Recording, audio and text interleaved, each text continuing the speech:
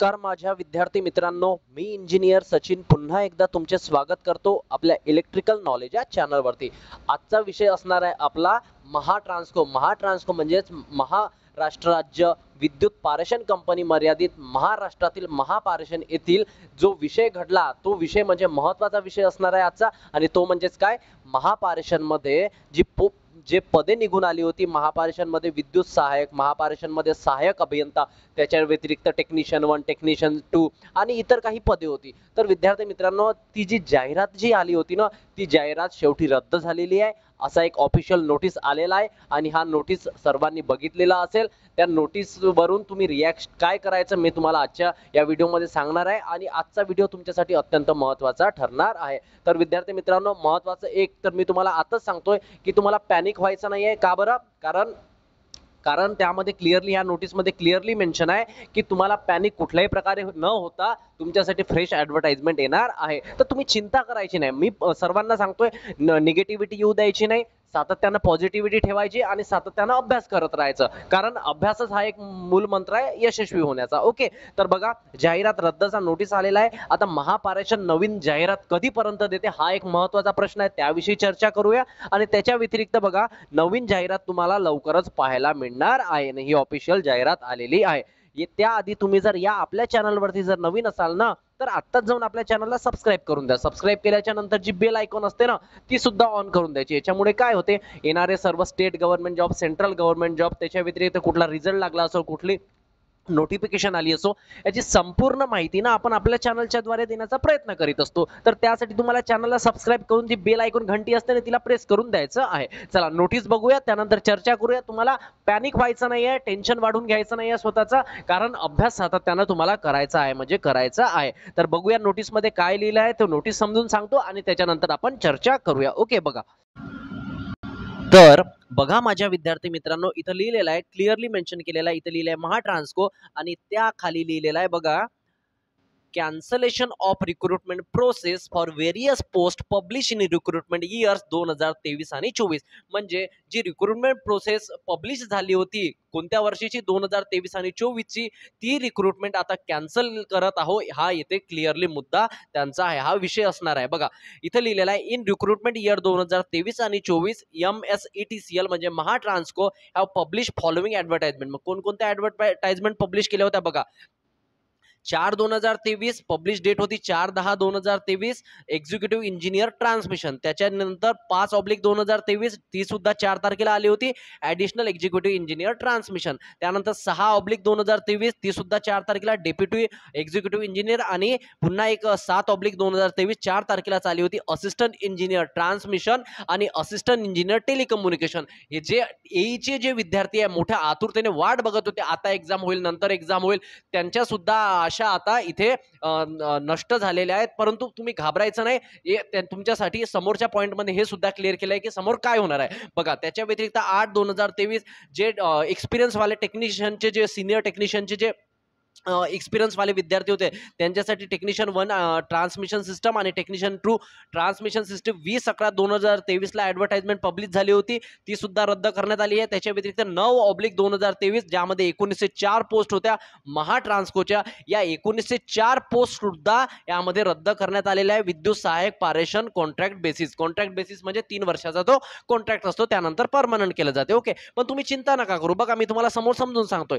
त्यानंतर 1/2024 यामध्ये assistant engineer transmission internal notification होती, आणि 2/2024 31/1/2024 ला रिलीज केली होती सिनियर टेक्निशियन 1, टेक्निशियन 2, ह्या सुद्धा इंटरनल नोटिफिकेशन, या सर्व जाहिरात रद्द करण्यात आलेल्या। आता त्याच्या मागचं इथं रिझन दिलेलं आहे बघा, काय म्हणते, the Maharashtra government enacted socially and educationally backward classes act 2024। म्हणजे फरवरी महिन्यामध्ये जो ऍक्ट आला होता, महाराष्ट्र ऍक्ट नंबर 10/5/15/16 ऑफ 2024, हा एक ऍक्ट आला होता। त्या ऍक्ट मध्ये लिहिलेलं होतं की फोर्स फ्रॉम 26/2/2024, डेट सुद्धा दिलेली आहे। In the date of publication Maharashtra government gazette, Maharashtra government गॅझेटने एक पब्लिश केलेलं होतं, त्यामध्ये लिहिलं होतं, general administration department government of Maharashtra vide government resolution number, हा जो नंबर दिलेला आहे, डेट होती 27/2/2024, has prescribes the roster point the method methodology of implementation of socially and educationally backward classes reservation. यामध्ये क्लिअरली मेन्शन केलेलं आहे की जे तुमचे रिझर्वेशनचा जो मुद्दा होता, त्याच्यानंतर एक ECBCचा जो मुद्दा होता, तो महत्वाचा मुद्दा असून त्यावर काय केलेलं होतं, त्यावर आरक्षण लागू केलेलं होतं. आणि ते जर आरक्षण लागू केलं तर मग मला सांगा, ही नोटिफिकेशन काढली होती, यामध्ये सुद्धा ते लागू होणार. तर त्याच्यामुळे यांना काय करावं लागत आहे, हे ऍडव्हर्टाइजमेंट पूर्णपणे कॅन्सल करायची आहे.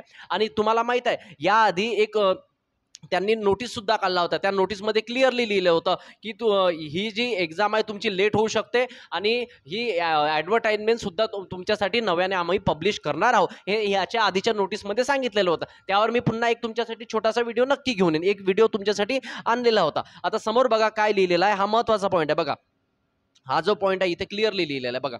The selection process for the above advertisement post were at various stages. म्हणजे जे सिलेक्शन प्रोसेस होती, ज्या वरची जी ऍडव्हर्टाइजमेंट दिलेली होती, त्याची व्हेरियस स्टेजेस झाल्या होत्या. कोणत्या व्हेरियस स्टेजेस मी सांगतो. ऍडव्हर्टाइजमेंट आली होती, मुलांनी फॉर्म सुद्धा भरलेले होते, गव्हर्नमेंटकडे पैसे सुद्धा जमा केलेले होते फक्त ते आणि त्याच्या व्यतिरिक्त मुलांनी क्लासेस सुद्धा लावले होते. भरपूर पोरांनी क्लासेस लावले, भरपूर पोरांनी पैसे देऊन क्लासेस केले, भरपूर पोरांचा अभ्यास झाला होता आणि भरपूर पोरं आता एक्झामची वाट बघत होते. पण त्याच्या दरम्यान बघा काय झालं.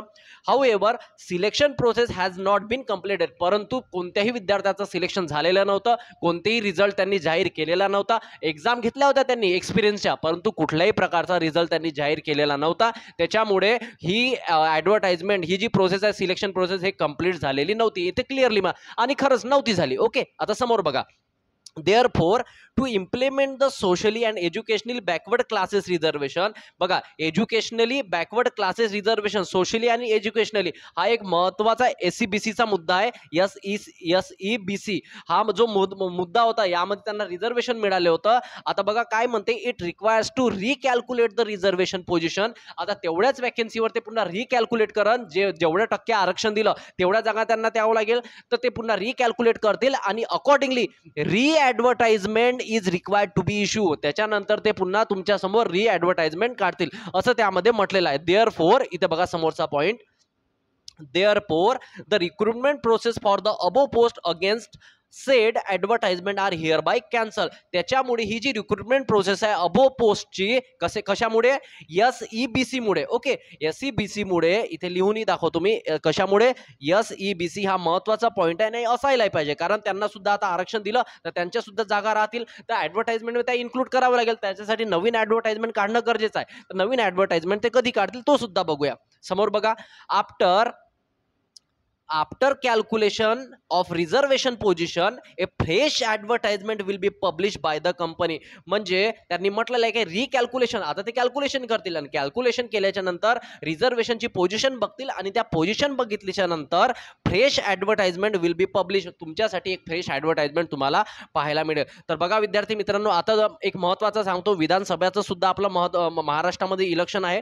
तर विधानसभेच्या इलेक्शन नंतर मला असं वाटतं की माझ्या मते तुम्हाला नवीन ऍडव्हर्टाइजमेंट लवकरच पाहायला मिळणार आहे. होऊ शकते आफ्टर इलेक्शन पाहायला मिळेल, तर चिंता करायची गरज नाही. जून मंथ सुरू आहे, तर पुन्हा 6 महिने तुम्ही त्याला देऊन द्या. नवीन ऍडव्हर्टाइजमेंट तुमची ऑक्टोबर, नोव्हेंबर, डिसेंबर या 3 मंथ मध्ये येऊ शकते. ऑक्टोबर, नोव्हेंबर आणि डिसेंबर. कारण मला वाटते आफ्टर इलेक्शनच येईल. जर इलेक्शन जर लवकर झालं, तर इलेक्शन झाल्याच्या नंतरच लवकर तुम्हाला ऍडव्हर्टाइजमेंट पाहायला मिळते. बघा 14/6/2024 ची ही काय आहे, नोटीस आलेला आहे. तर हा नोटीस याबद्दल तुम्हाला सांगायचं होतं, चिंता करायची नाही. पुन्हा यामध्ये कोणकोणते पॉईंट आहे यावर सुद्धा मी लवकर तुमच्या समोर व्हिडिओ घेऊन येणार आहोत. पण जेवढे माझे ITIचे विद्यार्थी जे माझ्याशी जुडलेले आहे, तुम्हाला वारंवार सांगतो, अभ्यास बंद करायचा नाही.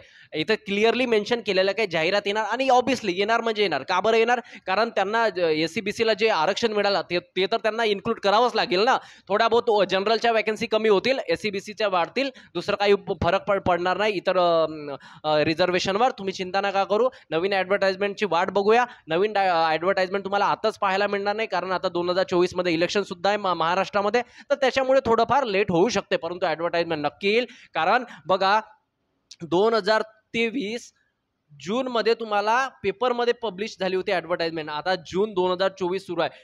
तब्बल पोरं 1 वर्ष अभ्यास करून वाट पाहू एक्झाम 1 वर्ष वाट पाहून थकले आणि एक्झाम अजूनही झालेली नाही आणि शेवटी काय केलं, कॅन्सलेशनचा नोटीस तुम्हाला पाहायला. ही सुद्धा निराशा असू शकते विद्यार्थ्यांसाठी. जे अभ्यास करतात ना त्यांच्यासाठी तर खूपच आहे. पण विद्यार्थी मित्रांनो, चिंता नका करू, नवीन ॲडव्हर्टाइजमेंट पाहायला मिळेल आणि लवकरच ती पब्लिश सुद्धा होणार आहे. ओके, तर अभ्यास करत राहा आणि काही क्वेरी असेल तर मी तुमच्या समोर एकदा लवकरच लाईव्ह येण्याचा प्रयत्न करतो. लाईव्ह येईल आणि तुमच्या सुद्धा त्या समस्या घेण्याचा प्रयत्न करेल. ओके, चला तर आता भेटूया पुढच्या व्हिडिओमध्ये नवीन एक अपडेट घेऊन, नवीन एक माहिती घेऊन मी तुमच्या समोर लवकरच येईल. त्याआधी तुम्ही जर आपल्या टेलिग्राम चॅनलवरती जर जॉईन नसेल झाला तर त्याची लिंक सुद्धा मी तुम्हाला आपल्या डिस्क्रिप्शन बॉक्समध्ये देऊन देईल. टेलिग्राम चॅनलवरती जॉईन व्हायचं, तिथे नवीन सर्व अपडेट मी तुम्हाला वारंवार देत असतो. ओके, चला भेटूया आता पुढच्या व्हिडिओमध्ये. तोपर्यंत बाय.